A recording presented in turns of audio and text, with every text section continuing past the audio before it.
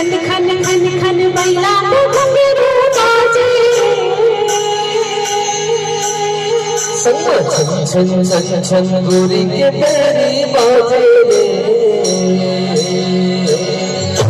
खन खन खन खन बैला घुंघरू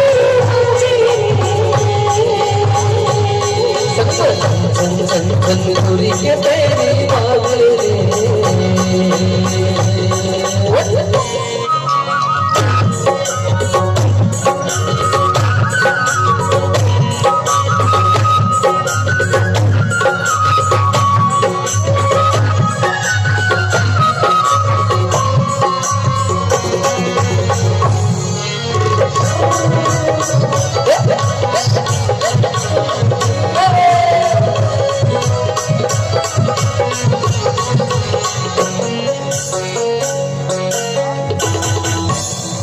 गाड़ी चलत